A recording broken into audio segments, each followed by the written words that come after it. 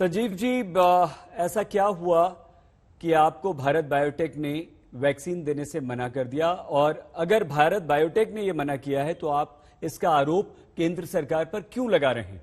आपके deputy CM Manish Sisodia. Sanjeev ji. और देखिए 20 अप्रैल को मीटिंग हुई थी जिसमें यह कहा गया था कि राज्य अपने हिसाब से दोनों कंपनियों को ऑर्डर प्लेस कर सकती है। हमने 21 तारीख को चिट्ठी लिखी, हमें लेटर ऑफ इंटेंट मांगा गया, 26 तारीख को हमने दिया, 29 तारीख को हमें केंद्र सरकार का जवाब आया। केंद्र सरकार के एक अधिकारी हैं, उनका जवाब आया कि हम आपको लिमिटेड के एक 2 लाख कुछ, और एक जगह आया कि 94,000 आपको हम ये डोजेस दे सकते हैं। अभी हमारे यहाँ जो वैक्सीनेशन चल रहा है उसमें कोवैक्सीन की कमी हुई। जब कोवैक्सीन को लेकर हमने चिट्ठी लिखा तो हमें उनका जवाब आता है कि हम सेंट्रल गवर्नमेंट के डायरेक्शन के अकॉर्डिंग अभी हम आपको नहीं दे सकते हैं, वैक्सीन की हमारी कमी है। तब हम ये कह रहे हैं कि अगर ये एक तरफ आप कह रहे हैं कि राज्य अपने अपने नीड के अकॉर्डिंग सोर्स कर सकता है और दूसरी तरफ उसको सेंटर मॉनिटर कर रही है, और सेंटर मॉनिटर कर रही है, अगर हमने जिसको फर्स्ट डोज दिया अब सेकेंड डोज देने के कंडीशन में नहीं है तो फिर ये आरोप तो केंद्र सरकार पे लगता है।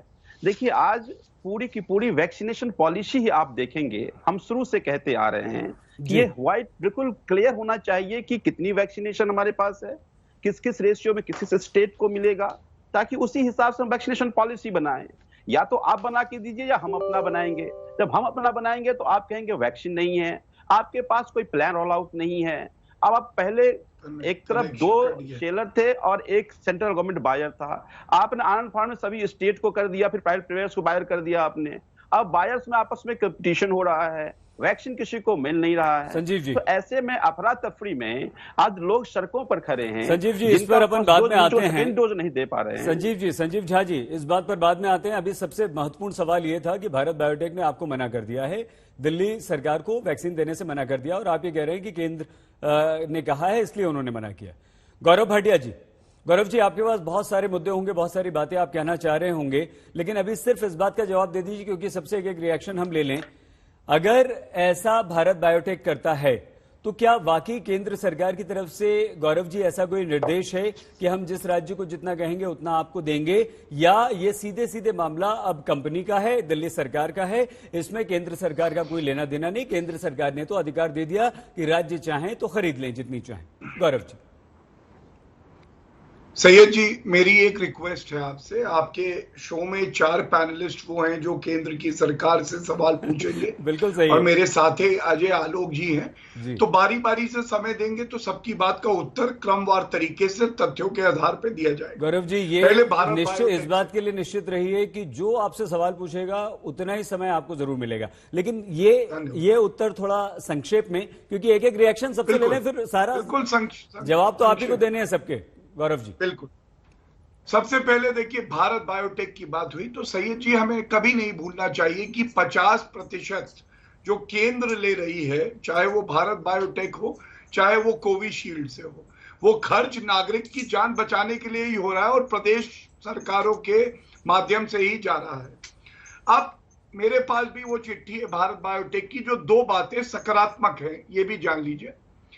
1 मई के बाद से कोवैक्सीन की बात कर रहे हैं, भारत बायोटेक की जो वैक्सीन है 18 प्रदेशों में इसकी सप्लाई की गई है, जिसमें दिल्ली, झारखंड, महाराष्ट्र, छत्तीसगढ़ और पश्चिम बंगाल भी शामिल हैं। ये क्यों बताया? जिससे कि पता चले कि कोई भेदभाव नहीं हो रहा।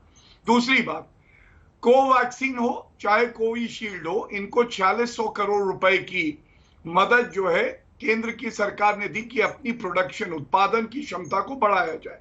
और उसी के बाद ये खुद इस पत्र में लिख रहे हैं कि हमने अपनी उत्पादन क्षमता को बढ़ाया है। अब आप ये बताइए, जो पत्र 7 मई 2021 को लिखा है अरविंद केजरीवाल ने, उसमें अगर भारत बायोटेक ये कहती है कि हमें तो पहले से जो करार हैं उनको सप्लाई करनी है, इसमें क्या गलत बात है?